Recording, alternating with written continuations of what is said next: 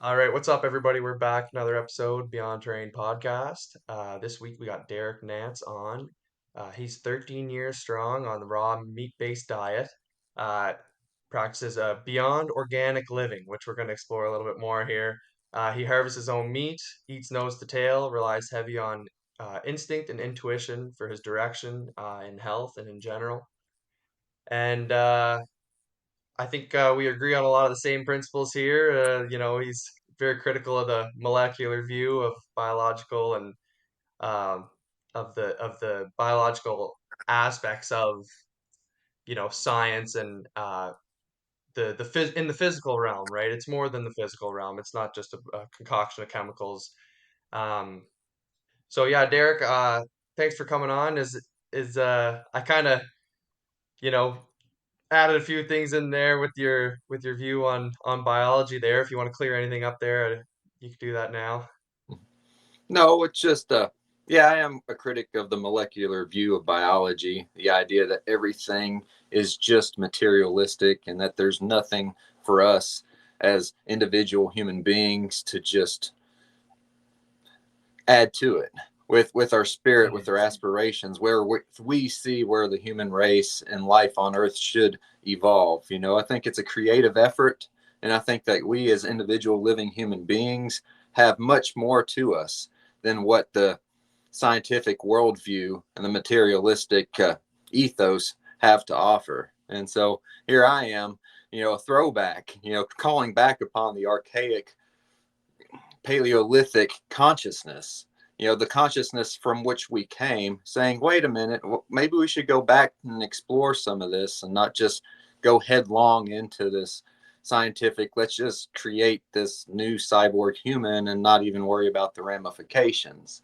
So I'm kind of on a different level. And from the perspective that I have, living this way that I've lived for the last 13 years, it's quite unique. And I just want to give other people an insight into what I've learned over the last decade or more, studying things from a very unique perspective.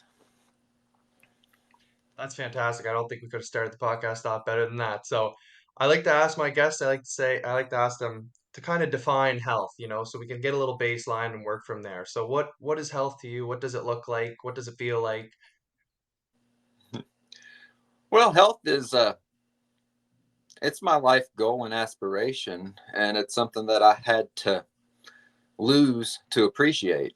And so when I was going through a lot of health challenges, in my early 20s, like you can imagine, like why somebody in the prime of life is going through these struggles. And this can't be right. This can't be what we were designed to do and how we were designed to feel.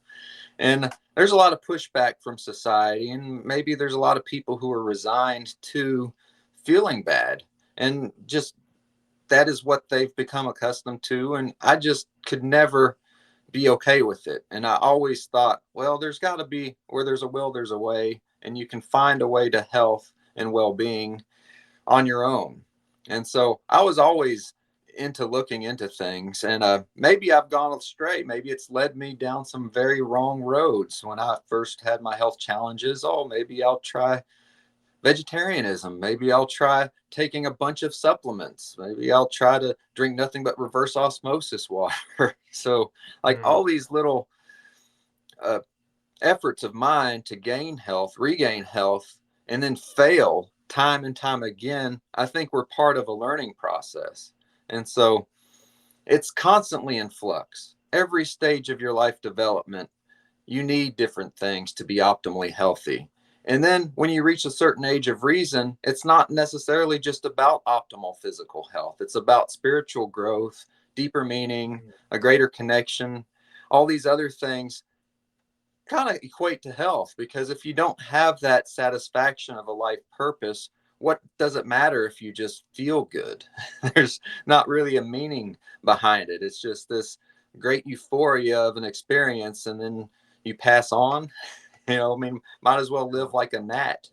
Might as well live like the moth fluttering around until you hit the flame. If you have that mentality, it's like, no, no, you have to crystallize that experience and use it to evolve and to grow and to develop. And so that's where health is. If you don't have that underlying health of the biological being that can interface with the mind and the greater system of the cosmos, then you don't have what I think is the full spectrum of human experience. And so I Mhm. tried to cultivate that by making my body healthy so that it can be the vehicle from which the spirit can move through this world and thrive, even regardless of what the circumstances on the ground are, regardless of what terrain the technological society seems to be throwing at us. And it is coming Mm. fast. So you better prepare. Yeah. Yeah, and I feel like you can kind of get that protection too through the spiritual realm and, tapping into it. I get where you're coming from, how having that vessel in perfect condition to be able to tap in as good as possible. But I do feel like there is that aspect of, you know, once your mentality and you're tapped in, things even in the physical realm and like you said in the terrain here that we're being bombarded with electromagnetic frequencies, like you become more resilient. If you're resilient in your mind, your body will follow too, right? Yes, we will adapt and we will evolve.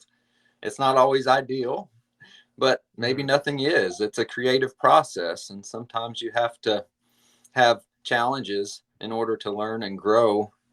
But as a fundamental principle of maintaining your body as a temple and maintaining a strength and a constitution that will carry you through whatever challenges the environment throws your way. And I think this is our birthright as human beings. We've been able to do that in a way that no other living creature on this planet has. And so we've been elevated to a certain level. And what I'm saying is, let's not stop here. Let's keep going. And yes, we Mm. are going to have to deal with challenges that are a product of our high technology, but let's evolve with it symbiotically. Let's use it Mm-hmm. as a tool for further growth and not let it take total control over the human endeavor. And so it takes that balance and that nuanced approach, I think, to live in today's society and have a degree of health and have a degree of optimism for where things are going. Mm. Well put. Yeah. Yeah, and it can be confusing too, like you said, like when you were going through your health challenges in your earlier years there, you know, you t may turn to vegan. A lot of people turn to veganism. A lot of people turn to vegetarianism or supplements or, even pharmaceuticals. Who knows what will take over people's mind, right? Because it's just we're in the age of information. You have everything at the tip of your fingers constantly, right? Navigating that is quite a challenge. And so, what advice would you give to somebody getting into the health field and seeing all of this information that's conflicting and it's just so hard to navigate. Yeah. And it's hard to maybe communicate with people from the generation coming up in front of me because I have a completely different background. I learned a lot, through book learning and just spending hours and hours in the library, as well as just Mm, direct experience living out in the community and working in the everyday world. So there's a lot of just experience that you need to have in life to be able to have that perspective. And I think a lot of the younger generation isn't quite getting that full spectrum of experience. So it's much harder mm, to relate some of these lessons.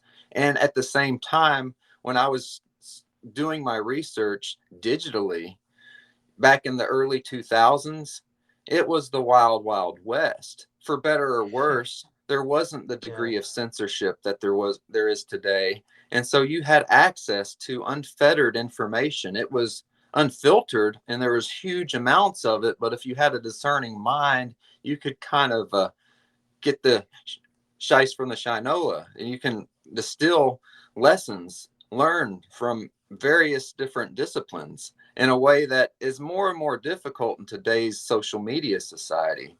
And so I was going on old online forums, dietary forums where pretty expertise people would come to discuss, talk shop with each other. And so people with very focused interest you could meet with in these old chat forums. And it's somewhat different on the social media with the endless threads because these chat forums you could develop rapport with the individuals and actually have a more direct connection. And so I was in contact with these people over in Europe, the Philippines, Australia, all over the world, like in early 2009 and 10 when I was starting my transition. And they had lots and lots of personal experience and research that I could use to guide my own path and to make my own decisions on. And when I had struggles, I had people I could rely on for advice, like a community. And that seems to have evaporated for me personally just over since maybe 2015 or so. Like a lot of our groups just disbanded, and the global crisis emerged, and all this division that we see now makes Mhm. made my endeavor pretty difficult the last few years. So like for me to continue on doing what I'm doing, I've had to do it basically in secret and on my own, and trying to reach out where I can, trying to find others. And so I've been able to do that. And there's other people out there, like our friend Wes that you spoke with, and Mm. I think he's the one who gave you my contact. So Yes, sir, you did. Yeah. Yeah. so I still keep in contact with a lot of people, and I'm still learning. But advice to people who are just finding this, and Mm. I don't want to be that person. That's it. I didn't ever want the responsibility, because other people's health is very individual, and you have to take a lot of time and a lot of patience and go through a lot of information before you can even begin to advise other people. And so my advice Mm. is to learn and to understand your own needs and develop your own instinctive capacities. And taking experimental approaches can help. And so I'm not dogmatic. A lot of people can thrive on many different things. And so, first of all, if you're having problems with food and health, and you're not medically frail to where it's something that might put you in risk, you could do a pretty good long term fast, 3 to 5 days, Mm. and a water fast. Don't try to drink good spring water, and incorporate other aspects of life practices: good sunshine, fresh air, healthy levels of activity, interpersonal connections. Like all these basic principles, I think are a good place for you to start with. If there's certain aspects in your life that you're not happy with, just take those aspects one by one, and look and see how you improve those incrementally and day to day. And source matters, like where you get your food. It's not only what you eat, it's the quality and the purity of what you eat and the combinations of foods that you eat. And so experiment and be more open-minded. There are so many people that are so closed, and they could never think of themselves as somebody who identifies as this or that, and don't even think about the labels or the identities. Just something new and then see if it works for you. And sometimes it does, sometimes it doesn't. And you'll learn from the times that it doesn't if you're open and if you're in tune. Mm. But getting rid of all the interfering factors, and there's a lot of interference going on, whether it's fluoride in the water, electromagnetic frequencies, trace levels of heavy metals, basic depletion of the essential minerals, the soil through the strip mining process that is a modern industrial agriculture. So there are all these Mm. different levels of interference that prevent you from seeing with clarity and prevent you from being able to chart your path to a better health, no matter where you are, or no matter where the starting point is. And a lot of people in this society are inundated. And I can relate to that because I was at one time too. And I didn't realize what it was. And that's the scary part. When you start to wake up to it, you can get freaked out, and you can start taking drastic steps that might not be in the right direction. So that's where I want to help people as well, maybe to not have to do the same things that I did that led me to make a lot more mistakes than I should have. And so it's a process of discovery, and I want to be able to help guide people on that after years and years of my own struggle, and be able to teach others to find their way. Mm. Amazing. Yeah, it's like it's about being honest with yourself and learning from yourself, right? Like you are your primary healthcare provider, right? You got to take a little responsibility for your own health. And yeah, I like that you say that you're not dogmatic because a lot of people try different things and they see results, and some people try the same things and they feel worse. So yeah, that was very well put. Connecting to that intuition and getting back to nature um, seems fundamental uh, when you're learning about this stuff. And could you speak a little bit more to that, to connecting to nature and connecting to your intuition, to because you have all the answers within, right? And it's Mhm. about kind of tapping in with Yeah. what's real and what the truth within you. Mhm. Yeah, the development of these higher instincts that go well beyond that of the lower animal kingdom is something that human beings were born with. It's innate. And I think that at some level, it becomes dissipated in modern societies, and it becomes actually almost taboo, to be connected to such a deep level. So there's different levels of nerve connection that go beyond the five senses. And so we have, extra sensory perceptions. We have something called memory, the projection of time and space. All these different abilities that we have are quite remarkable. And the ability to connect and read other people. But that's also part of the conditioning process of people in modern society, is to limit that, because people who have such developed powers of intuition and knowledge and sensory perception are sometimes troublemakers in the modern hierarchical societies, because they don't do well with domestication.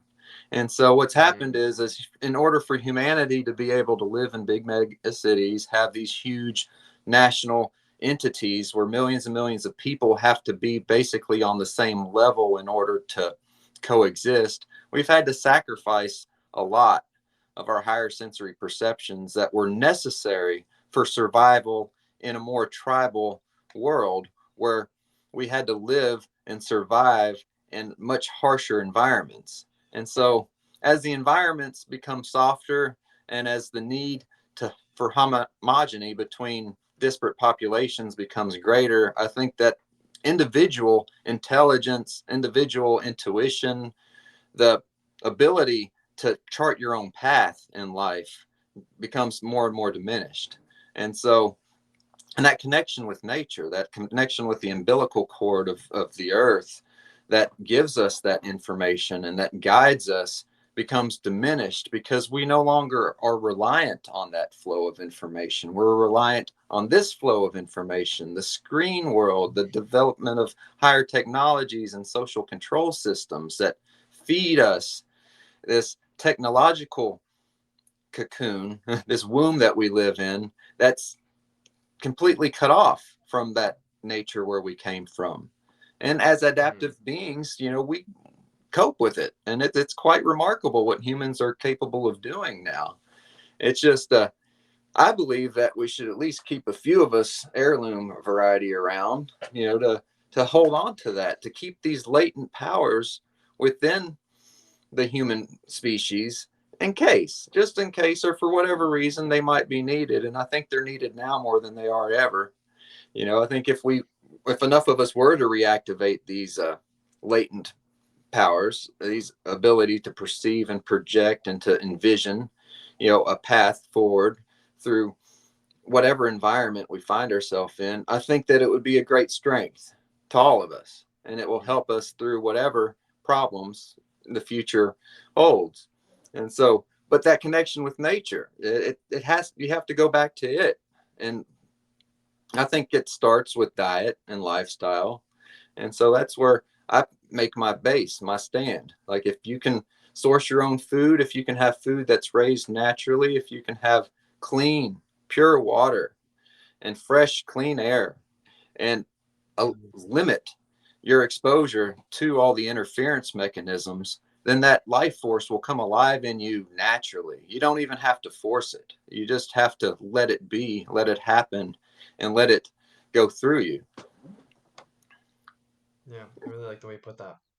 Yeah, and connecting to your food source was one of the things for me that really helped. Like, even just, it's so different going grocery shopping versus driving out to a farm and picking up your food, right? The experience is just, it's incomparable, really. Although you're doing something that kind of the same, you're getting food, but just the experience and how you feel, and um, you do connect. And when you're talking to the farmer, you could see the animals out, and you could see the quality. You could see the soil, you could see the grass growing, and you know, just connecting to that, I find has really helped me. So I really like the way you put that. Um, and I have a dream of like starting my own farm and raising my own animals and things like that too. And um, but you don't necessarily need to take it that far if that's not what you're necessarily interested in. Like you get your animals, and I have great respect for how you harvest your own meat and use the entire animal. So maybe we can kind of shift the conversation and speak a little bit about more about that there. Yeah, yeah, and to the basic principles of nose to tail eating and knowing where Mm, your food comes from. I think, yeah, that's the source of this life energy, and I think it's a very good place to start with any discussion. Uh, so I eat my own fresh harvested raw meat, and so I have a ram here at a process a couple weeks ago. So this is a it's a liver. I got some good liver here. So I, yeah. Yeah. and these are the fat trimmings, the caul fat from the gut and the suet.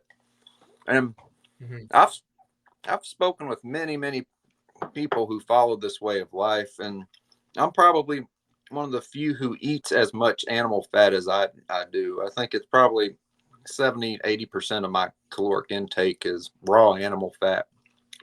Mm. So I know there's a lot of people who eat, higher fat, but just what I do is just seems well above and beyond because I just eat it, just pure fat, like gobs of it. You know? But in order for me to do that, I have to basically harvest my own animals because yeah, the fat at the store is questionable. I go out to these Mm. farms, it's pure pasture. Like these animals haven't gotten a vaccine, they haven't gotten a dewormer drug. So a lot of the chemicals, a lot of the pollutants will store in the fats. And so if you're going to eat a fat based diet, and if you're going to eat something like I do, eat 2-3 pounds of meat a day, consistently, then you have to be sure of the purity or the whatever contamination is in the factory farmed animals or the animals that are raised on impure land. It's gonna triculate. It's gonna get into you, and it's gonna cause issues down the road long term. And so I Mm. go to the source and I go through great lengths. I mean, extreme lengths to find, what I'm looking for. And it's very rare. It's a boutique market. Not too many people, raise large scale sheep operations that are of up to my quality. And especially I Mm. eat older animals. So I like to have mutton and not lamb because it gives more time to accumulate fat and nutrients on the frame. I think that mature animals just taste better. They have a richer meat. Mm. And so 3-4 year old mutton is what I'm looking for. And so I go out to the farms and I have to pick and choose. You go off a site, you go off of census, you go off of, and after you've been to enough farms and enough places, I guess you get a general feel for what a what a well run farm looks like. So I have a lot of experience doing that because I've been doing that for the last 13 years. And Mm. I've seen the good and I've seen the bad and I've seen the ugly of it all. And there's a lot of well-intentioned people that try, but just the way that their land's set up, or just the way that general farming practices are these days, and people follow a lot of just the standard practices, vaccines, at birth, and then deworming regularly, and if they have some type of cut or problem, they treat it with antibiotics just automatically. So there's a lot of just practices that people do now that I Mm. don't personally want to eat the animals that have been subjected to that. And Yeah. and sometimes it's because of economy. Most of it's because of economy. It's just not economically feasible for most places to raise animals in a way that I would appreciate, because if you keep an animal on the land for 3, 4, 5 years old, that's just taking away from the land, taking away from the production capacity of the farm. And Mm, these people are in it for money, because if they can't make money, they can't operate. And so the basic monetary system of food production is actually what drives things. And so this mm, industrial agricultural complex is kind of at the root of it. And we can't produce food economically and at large scale and have the type of quality that our ancestors 200 years ago, before any of this industrial agriculture was around, could do. And on the flip mm, side of that, though, we don't have the famine cycles, and we don't have a lot of the natural pestilence that they came across. So there's trade-offs. And what I'm saying is, mm, in order to feed the industrial societies, they've ramped up production, and they've really tried to squeeze every ounce of life out of every square mile of farmland. But it's coming at consequences, and I think that we need to begin to remedy that. And I think we can. With our knowledge mm, today and with our degree of technology, I think we can remediate a lot of those damages done through agricultural pollution, and we can bring back the land. And I think that we can rehabilitate the land, and farmers can incorporate more integrative practices, if not full holistic organic permaculture. They can have some type of in between. And so there's room for improvement, no matter what the scale of the operation is. And so I'd like to work with farmers and encourage other people starting out to go in that direction, because I think that's where the future of sustainable, healthy food comes from. mm.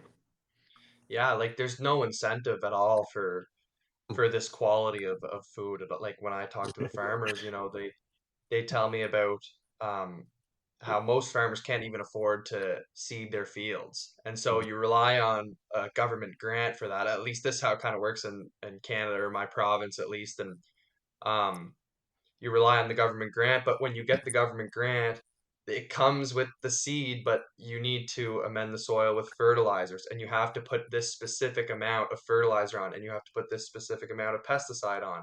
And if you don't put this on your field, you won't get the grant next year and you can't seed your Regulate. field. And obviously, you're out your farm and, now you have no job. And so, there's absolutely no incentive. If anything, it's just the incentive to keep the big ag going. But, it's different too. Like you mentioned, 200 years ago, 99% of the population was producing their own food versus now you have, what is it, maybe 5% producing for the other 95%. So, like, I like the way you put it that, we have this system in place to support the society that we've created, right? And it's, the people in the cities don't really care about the quality of their food for the most part, right? You obviously have your outliers, but yeah, that's always the drift that I get from farmers is that, I have a farmer that produces high quality stuff that would be up to my standard. And I'm not sure about your standard. Yours is pretty high, but I feel like it's similar, right? It's like I don't like the vaccines. You can't find that. You can't find no vaccines, dewormers, whatever. But he doesn't even sell his stuff at all because, he produces enough for his family and he supports a group of people that he heals. And like he told me, if I'm gonna sell ground beef, I'm gonna sell it at 25 bucks a pound, and who's gonna buy that? Like if like he does it as his retirement. He worked his whole life and he's built up his wealth, and then he retired on his farm fairly young, but he loses money every year farming, doing it, the biodynamic and proper organic, so it's just there's no incentive at all. And that kind of ties into why I want to produce my own food is because, you can really control the quality at that point. So I'm wondering, you ever think about that, raising your own animals or? Yeah, but the economics of it aren't feasible, and Yeah. I've and not only that, it's very difficult to find the type of pristine land, like the land that hasn't been Hmm. over farmed and overused, and a lot of that's just not available, or if it is, it's so far out that it's not economically feasible to just move out there to homestead. You'd have to basically be the doomsday prepper type to go to these remote locations to raise the really premium, pristine food on land that's never been touched by industry. And so I Hmm. as a man of industry, a very industrious man, I work as an electrician. And so I can Mm, make 10 times as much money staying in the city and then buying $25 a pound beef if I need to. It's but see that's where our yeah. economics are flipped up. It is completely insane that for school children, the school lunch program will allocate $1 per meal per child. And every year there's some well-to-do Congress people that are like, can we get a nickel increase? Can we get a dime increase? And they're like, no, we can't afford it. We need billions of dollars to build bombs to go kill people over there. Our kids don't need an extra $1.50 so that they can have organic vegetables and meat that doesn't have antibiotics and chemicals in it. And this is the absurdity that I face every day with, having small children. And it just Mm, eats me up inside that the stuff, and it's been tested now. They have independent tests on the school food program and the prison food and the government food and the hospital foods. The glyphosate is in everything. It's in everything. What the hell? Why aren't we starting here at the base level of human health with what goes into the children that are now diseased at a higher level than they've ever been since we've been keeping track? And it's just yeah. subterfuge, a complete subterfuge. They don't address the issue. And instead, we have regimes of health management that spend trillions of dollars on the ass end of the problem. And if you just invest a little bit more in sustainable agriculture, maybe turning some of the Midwest into free range operations where you can have Mm, tens of thousands of cattle raised organically without any destruction to the land, much in the same way the old buffalo herds would crisscross the Midwest. You could have open swaths of land. You can have the Army Corps of Engineers develop these mega ranges, and you could raise organic free range cattle at scale for a fraction of the cost that they're spending on health care for these sick individuals that are eating the subsidized food. And mm, I've been aware of the subsidized food racket for a long time. My grandmother lived in South Dakota, and they were paying farmers back in the 60s and 70s to grow bunches and bunches of corn, nothing else. The kids in these sparse communities, no other farm would grow anything else, so that they were malnourished. They were eating cornmeal mush and oatmeal. In places like the Midwest and Appalachia and a lot of poor America were eating gruel because the farms were subsidized for growing grain and nothing else. And then when the grain became so, they had such an overstock of it and they couldn't afford to get it to market, my grandmother told me they were dumping truckloads of corn just on the side of the road because they already got paid from the government for it to grow it, yeah. but they didn't have enough Yeah. money to take it to market. And it was just cheaper for them to dump it on the side of the road. And Imagine. this is the industrial food matrix. It's at Mhm. work. And if you look at Google Maps, if you look at the industrial mapping of a lot of the big agricultural estates, it's just we're strip mining the soil for corn and soybean and this making fuel from corn. It's just insane levels That's it. of mismanagement. Mhm. And where's the green movement on this? Where's these greenies that are actually, oh yeah, they're eating their processed soy and their processed corn and they're Well, they're too concerned with carbon dioxide, so I know. And the carbon cycle is just, it is the part of life that we exhale and then the plants breathe in, and that more carbon in the atmosphere leads to more organic growth of life and a more sustainable ecosystem. and and yeah, so the that's carbon I feel like that's misnomer. the way that they disconnect, the people who care about the environment to actual environmental problems, right? Because the environmentalists don't care about regenerative farming. They don't care about it. They just care about carbon dioxide and getting, and I can appreciate that, you know, I think cars and planes, the real problem again is that we're being disconnected from is that they spray heavy metals. Heavy metals come out of exhaust. It's not the carbon dioxide that's the problem, in my opinion. It's And the rubber and and the I just think rubber off that's the to him. tires. No, Yeah, the they rubber off the tires. Exactly. they said that Exactly. that's going into the streams, and there's these new additives in a lot of the synthetics that are actually causing disruption in the aquatic life, and they probably cause Hmm. disruption in human life too. So it's really not, it's not the CO2, it's the petrochemicals and the additives, and then it's the metals.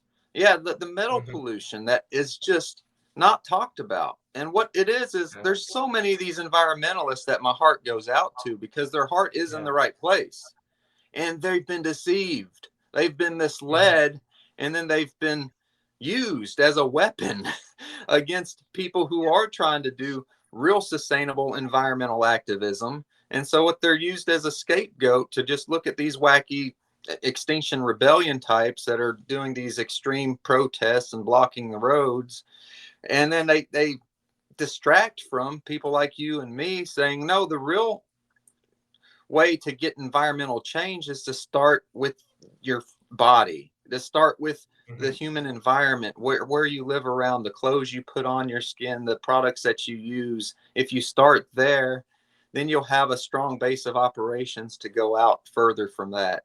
And so, Hmm.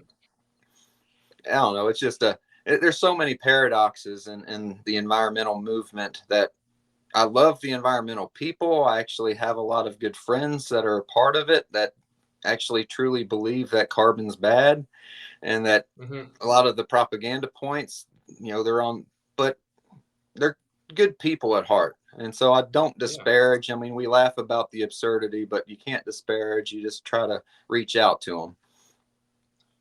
Yeah, well, that's the thing that people with big hearts get taken advantage of all the time, right? It's like, More so, yeah. people care about health, and they don't even realize that microbes aren't the cause of disease, right? It's kind of the same notion again and again. It's you care about the environment, and they focus you in on the wrong piece of the puzzle to obviously because there's agendas at play here, right? There's incentive in the higher ups, of course. We don't have to get into that. That's fairly obvious if you follow the money, but yeah, it's just disconnecting us from true purpose and meaning and nature in itself, right? Because when the bison were here and before the colonizers came over, millions and millions of bison, well, one, they weren't vaccinated and dewormed, and I'm sure they were the healthiest animal you could have ever laid your eyes on. But there was also no carbon problem, or right? And they may say, oh well, we couldn't measure it back then, but it's like there's no reason we can't kind of mimic that way of and I don't even want to reduce it to farming, but way of raising animals, right? And letting nature raise the animals, right? The human in the farm is there to try and support the natural processes of allowing nature to raise the animals, right? So Mm-hmm. that's kind of how I Yeah. look at it. The old school way of raising cattle on big expansions of ranch land, hiring a few cowboys basically just to guide and protect the herd. Very Hmm. minimal invasiveness to the environment, very Yeah. low footprint, if they, as they say. And then the ranchers and the farmers, the cowboys, they get all the profit off of that. And then they had, smaller processors at the time where they could distribute it. And then but now, with everything being so industrialized, every single aspect of the process has to be maximized profit. And so, in order Hmm. to do that, they squeeze the ranchers and they squeeze the farmers and the cowboys, and they basically manage the land to the point where it's unaffordable for people to produce that quality of natural food. It's done, it almost seems like it's done intentionally. I just don't see why they don't have federal grants and subsidies for people who are raising cattle the way that people did 200 years ago, while at the same time they're growing moon corn like all over the world. It's just, it is, I, it has to be deliberate.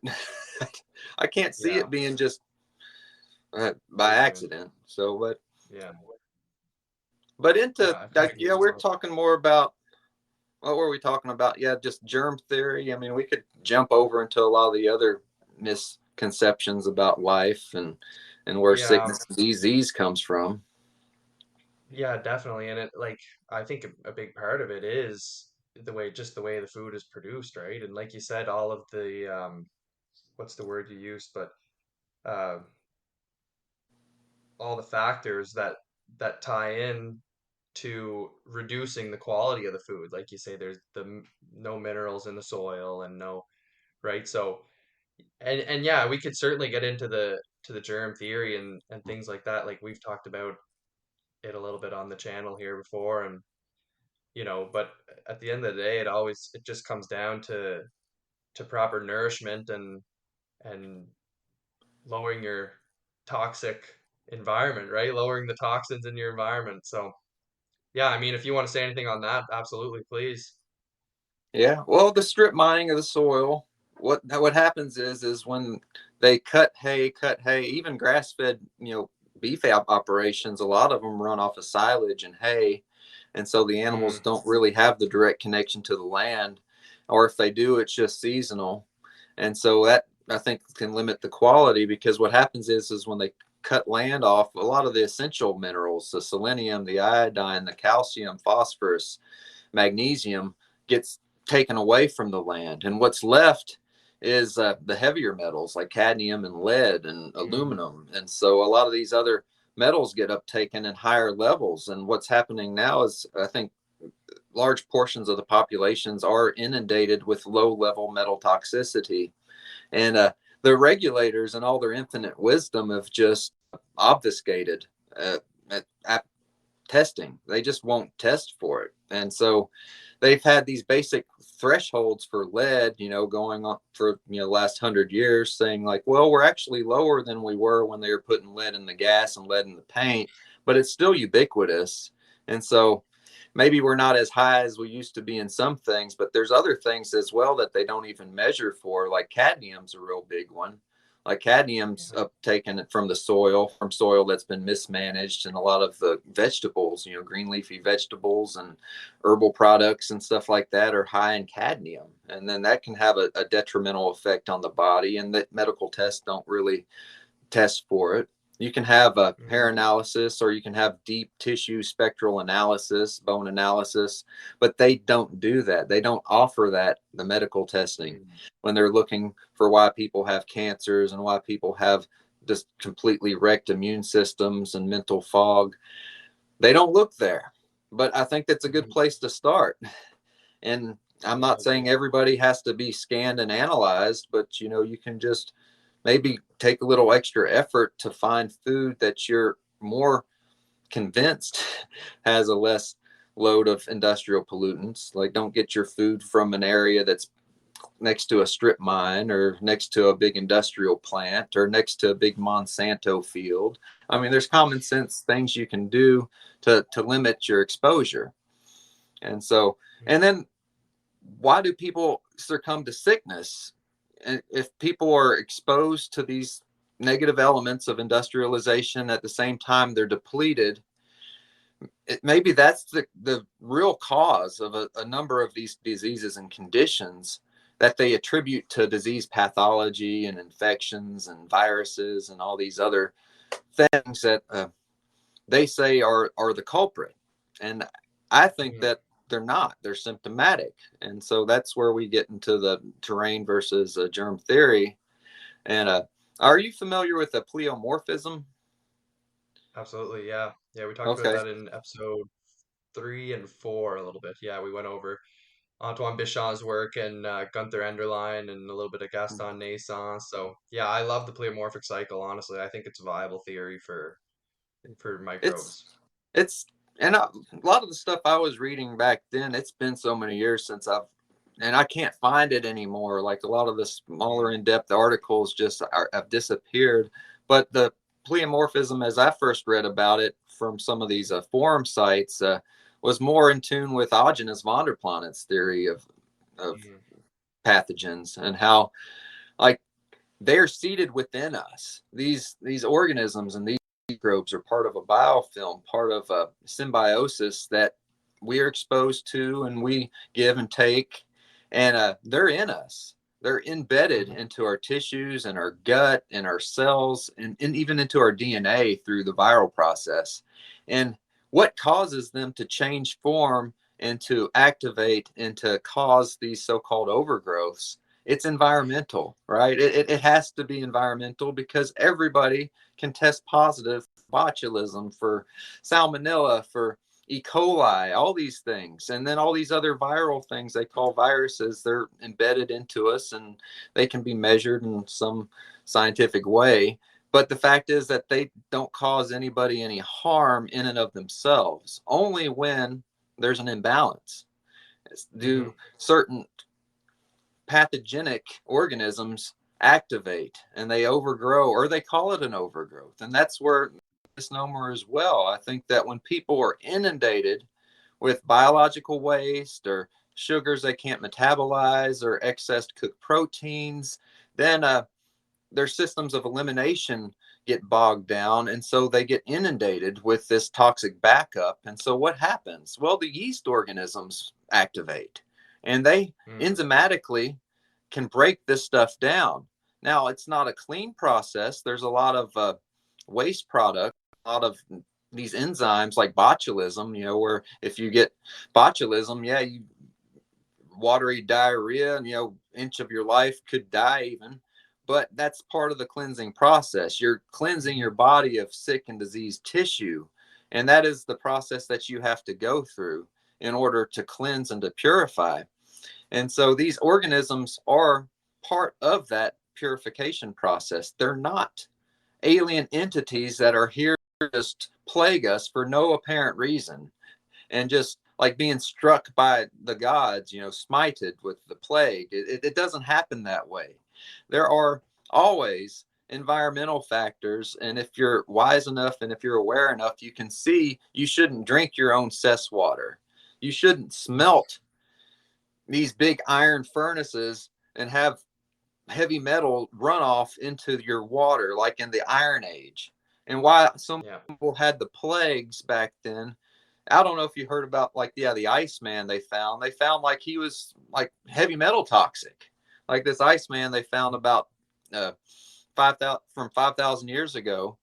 He had a copper axe and he had like worms, he had rheumatism. He was 40 years old and he was actually died from an arrow wound. He was actually attacked. There's a lot of other hazards back then other than Yeah, just definitely. smelting bad ore. But the fact is that they Yeah. were they were already engaged in the industrial process when the plagues of the past happened. When the Aztec were wiped out, they were into all types of metallurgy and alchemy Hmm.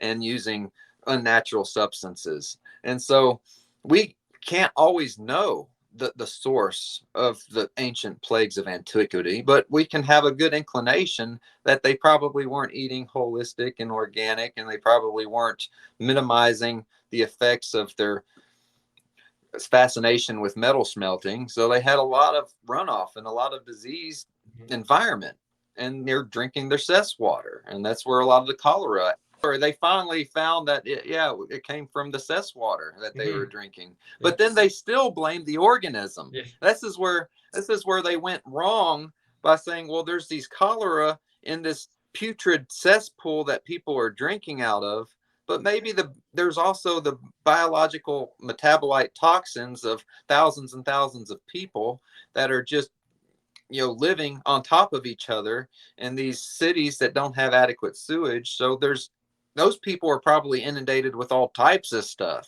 Hmm. But it's so much easier to say, oh yeah, but look at all these little organisms, and that must be the problem. And oh yeah, when these people drink this water, they proliferate with this organism. But you can isolate the organism, put it in some clean deep water aquifer spring water, and you could probably drink it by the gallon. Just as many of the organisms they say it takes to inoculate somebody with the disease, and nothing happens. Hmm. And so that's the whole point. They're using germs as a scapegoat to distract from the disease environments and the malnutrition and the toxicity that causes sickness.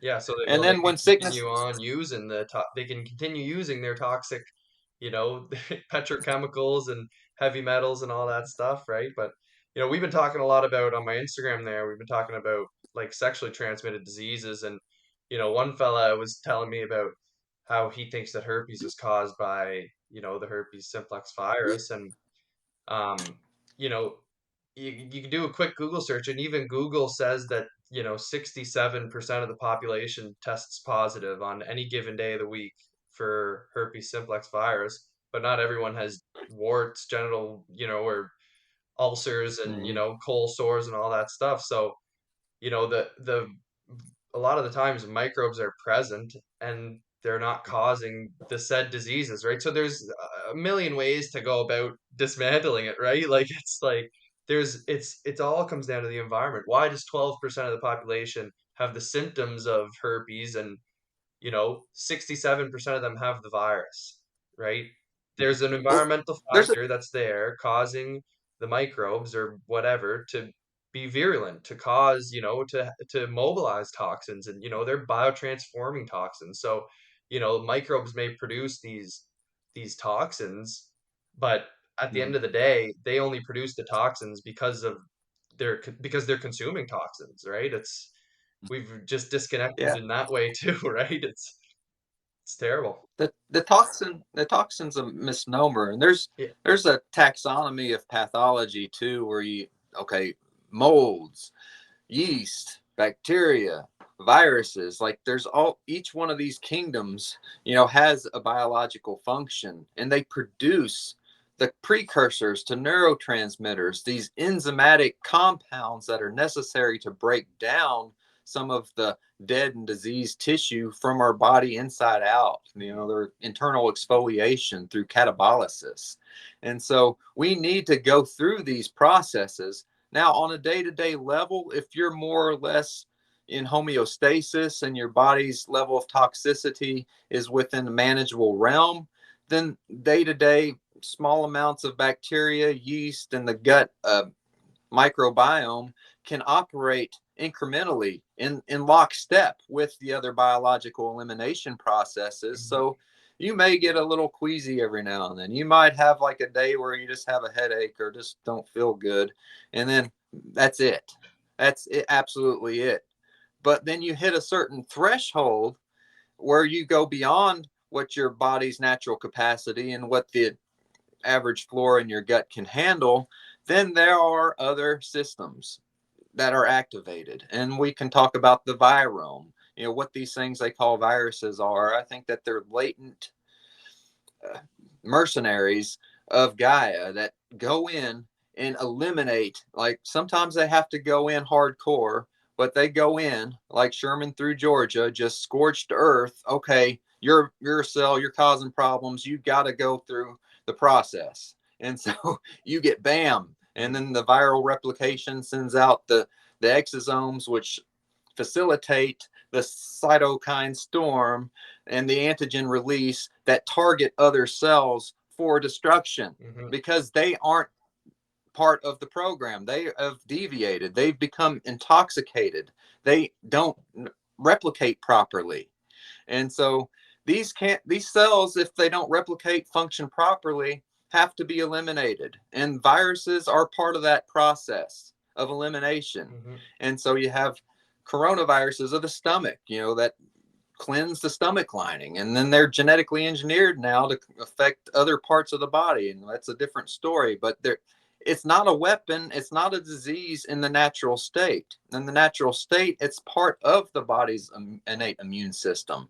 It's a symbiosis with us and other organisms, and very well we could pass these exosomal uh, information packets back and forth between organisms and the environment, just as messaging signals, and to coordinate uh, whole species immune responses so that we can maintain genetic viability and homogeneity between diverging populations. Mhm. And so it's a very, very nuanced process. And it's something that the modern view of virology just misses by a mile. Mhm. Like they don't want to go into the actual purpose of why every single cell in every single animal species has viral processes. Hmm. And maybe, just maybe, it's an essential process. And if you try to interfere with it, try to suppress it, try to label it evil, and just say we'd be better off without it, you're doing a detriment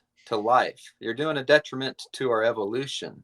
Because if these cells aren't allowed to go through viral mutation, viral processes that eliminate the dysfunctional cells from the body, then what happens? Well, I think what happens is what we're seeing happening: an explosion in cancer, an explosion in degenerative diseases, and autoimmune conditions and arthritis. This is the consequences of 100 years of tinkering around with forces they do not understand, with virology and inoculations. And they have these Pyrrhic victories where they say, we eliminated this such and such disease. Oh, yeah, you eliminated polio? Well, why are more people crippled now than ever with neurological disorders? What's this thing called cerebral palsy? What's this Hmm. thing called developmental disorders that are just through the freaking roof now? Okay, yes, maybe it's not called polio anymore, but it's definitely a lot of sick and diseased people. Yeah. And so don't fool yourself. They're just changing the names of the conditions, and some of the symptoms might be different, but they still manifest. Hmm. So you can suppress a symptom on a temporary basis, but you can't just eliminate the underlying cause. So that symptom will be suppressed, and the underlying cause will lead to some other form of disease pathology because it has to manifest. You know, every action has an equal and opposite reaction. It's just a basic law. And so they don't understand those basic laws. They think they can violate those laws with magic potions and just all the way to the bank and create this global health syndicate based upon the magic potions, Hmm. but it's the wrong way. Yeah. And I'll stand on that and I'll speak it from the mountaintop. Yeah, well, it's like, I kind of have a very similar view, and we've reduced virology to it being that, right? Because it can be very useful to study too and understand these processes, I think, and supporting them because, viruses are made from the cell. They're not exogenous either. And like you mentioned, there may be a communication aspect of it. I speculate that all the time. And even from, people in proximity, I may be signaling my family. But at the end of the day, if I have a, whatever we call a virus go in, extracellular vesicles, signaling other people to, detox or whatever it may be, if they don't need to detox, they're not going to either. So it's still, Mhm. it's like, that, and I think this is one of the reasons why there is a perceived contagion because often people who live in the same house have the same toxicities. So yeah, we're all producing, we're all shedding, viral particles, whatever you want to name them, like extracellular vesicles is what I usually just call them because they're just little vesicles made from the cell.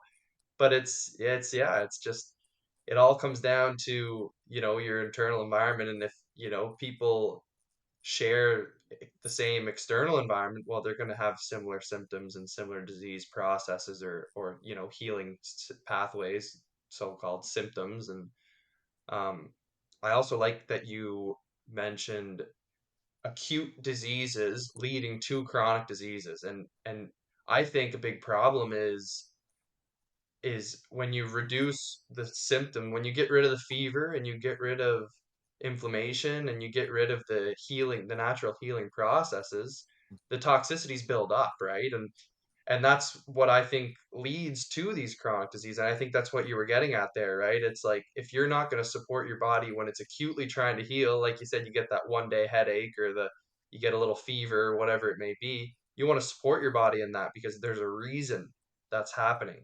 But if you suppress that for 100 years, you see the highest amount of chronic diseases. And we can get rid of symptoms all day. That's what the pharmaceutical companies do very well is they minimize symptoms, but that could be very problematic in healing. Yeah. Inflammation's a warning sign. It's Mm, a signal. And a see. lot of these symptoms are signals. And what happened traditionally in a ancient times, people would heed those signals, and maybe they used methods that were more or less effective than today's methods. But I think today's methods are so focused on just alleviating the signal immediately without questioning, well, what does the signal signify? And so when you suppress the symptom, yeah, you lead to further and further problems down the line because you never uncover the underlying cause of the original signal. And so it perpetuates this cycle, and like it's generational. Mm, These systems of immune development have to go from generation to generation in order for us as an organism, as a species, to adapt and to evolve continually without having to come up against the wall. So what's happening is they've separated us from the breast. They've began formula feeding 100 years ago, mm, and so a lot of people don't even get the essential maternal antibodies. And then each generation now, for the last 3 generations, is being fed a completely different concoction of chemicals and so-called foodstuffs. And so it is causing chromosomal chaos, mm, absolute chaos within our genetic structures.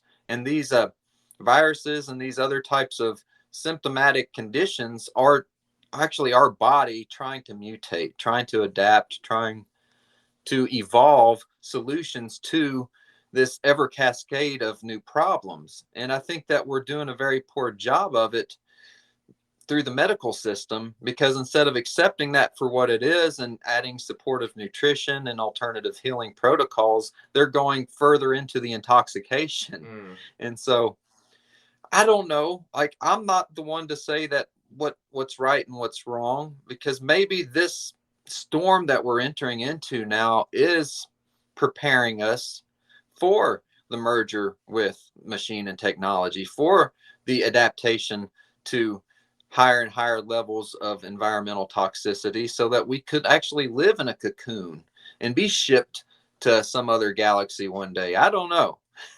But I have a abundance of caution in going down that road, saying like, yeah, we'll go down that road eventually, but let's do it on a more even keel. Let's not go head first into the transhuman thing just yet.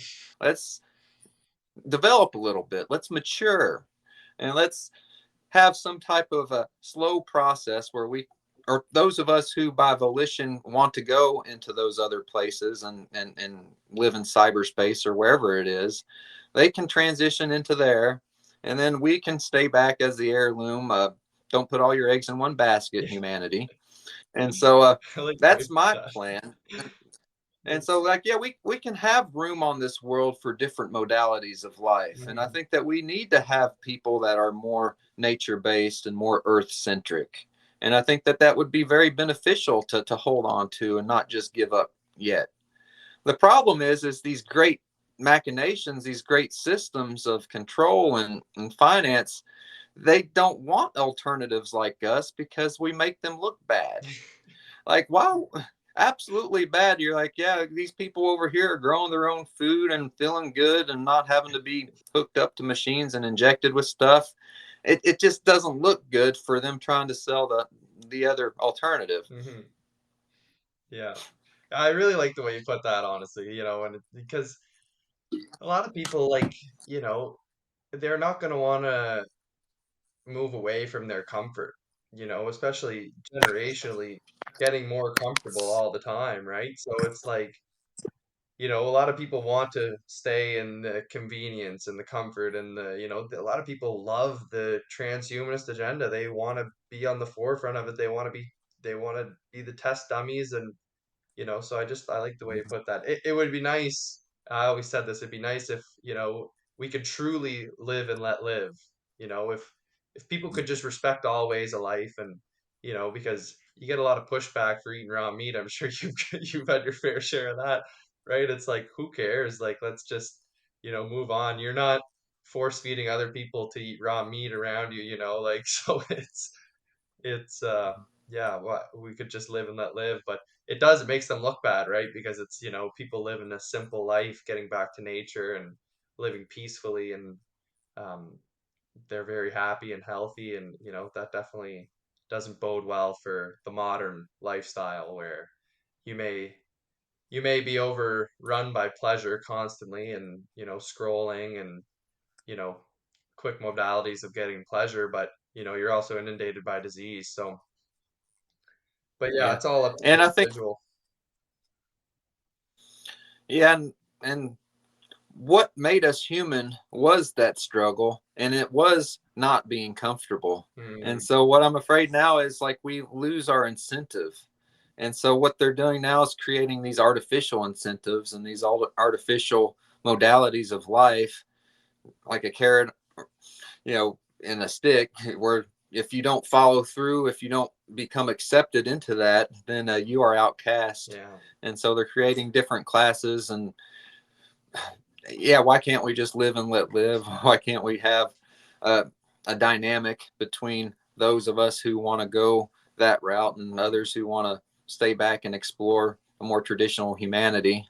And I advocate for that. And I think there's plenty of room and plenty of time for people to live and let live and just enjoy what time we have. Yeah. Because, yeah, we're only here for so brief a time. And don't worry so much Yeah. about if the world's going to explode in 2050. let's do what we can today, and so what happens then, and let them live with it. Today is for us. Yeah. Amazing. Yeah. Well, I mean, on that note, it might seem like a great time to wrap it up. I think, yeah, if you have any final words or anything you'd like to share, now's the time to do it. No, uh, I mean, I would share a bite of this with anybody, but Yeah. it doesn't transmit. Like we don't have the replication technology yet Yeah. to Not yet. replicate this. Okay. Yeah. I'm waiting for the day a 3D printer can make some of this, and then I might change my mind. Yeah. Yeah. We might have to But like, test the nutritional qualities of that though, and see if they can 3D print live microbes as well. mhm. If they can get the full spectrum, Yeah. and one day they can. Okay. Star Trek, yeah, 2024. Maybe that's being optimistic, but until then, you know, please just let me have some of the natural stuff, and don't begrudge me too much, or don't try to tax it to where it's unaffordable. Just basic. But yeah, it's absolutely great. It's wonderful. It's delicious. It might be an acquired taste, so not everybody can just jump right in, but don't be afraid to. I guess that's the message. Like, you don't have to be afraid as long as you know it comes from a clean place. See it for yourself. See the animals in the field. Do they look happy? Do they look healthy? See the farmer. Does he look like a caring person that Yeah. actually takes care of their animals? So there's just basic common sense stuff. And yeah, I could ramble on for forever. And there's a lot of stuff that I'd like to talk about that I'm not going to talk about. But maybe at a later date we could revisit. Yeah, we should do this again. This has been great. All right. Yeah. Yeah, so how can the listener help support you or reach you and I don't know if you're into that social media stuff, so Right now, I'm not. I'm waiting. I'm waiting for some things to go down in life and see what happens. okay. And so in the meantime, I'm just trying to keep a low profile. But I mean, I think we might get a few hundred views here and maybe a couple more thousand. And so whoever's part of this way of life and is interested and truly interested in reaching out to me, I'm open to it. My name's Derek Nance. You can probably look me up on Facebook, or yeah, just leave it at that. I don't want to give too much out there because yeah, I can get inundated. Yeah, I got a lot on my plate, fair enough. but trust me, I'm working for the cause, and if anybody's truly interested in speaking or doing more interviews, I'd be open to that as well. Great. Well, we need more people like you, Derek. Yeah, and good luck up in Canada. So you've been doing this for how long? I just This started. way This of life? is this is like episode 6 here now, so but doing the like eating raw foods and um maybe year, 2 years now. I've been kind of dabbling in it for 2 years and getting a little more into it as I go too. I'd like to get into it more, like, and the way that you kind of process your animals and have access to every part of the animal. I can't get my hands on that unless, you're butchering your own animal. Like I can't get gallbladder and pancreas and I can't get it. You just can't. I've talked to so many farmers, they just won't sell it or and obviously Mhm. you can't get it at the store. It's so regulated up here, man. I got to drive an hour and a half to go buy raw milk. So it's like it's a little bit of a grind up here in Canada with the regulations, but yeah, it's about Yeah. building that Well, for community all too. yeah for all Kentucky's problems, we don't like regulation as much. So Mm, like, there's a lot of people here that just community based. We have some food buyers clubs, and a lot of people, yeah, that just sell the raw milk, even though it's still technically illegal. yeah, Kentucky's one of the few states it's still illegal, technically illegal to buy raw milk, yeah, which is just it's laughable. But the good thing is the absurdity is counterbalanced by their incompetence and their lack of care. So they don't really care. They have these laws, they don't really enforce them. yeah, If people peer to peer, like I process my own animals, and there's no real regulations here that prohibit that. So, yeah. it's kind of good. I like the community I live in, and I like the people, even though I go to toe with the government sometimes. They at least they know how to leave alone. Probably more so than where you are, Yeah, for sure. right. I'd say, yeah, yeah. They love to overstep here, but yeah, nah, well, you gotta work within your community and just even with your government, right? Hmm. You gotta kind of know the people, man. Like you gotta work with them because if you're just gonna be an asshole and you're gonna rub them the wrong way, well, they'll find a way to screw you over too. So there's a little bit of balance I know you there. gotta. I mean, that's why I wear the white rose. It's a symbol of peace and truth. And so you do have to reach out. And there are good ones in there that are trying to do what's right. And you got to let them know you support them. Yeah. And so you do have to reach out the olive branch and say, look, there's a better way here. Mm, Let's work together on this.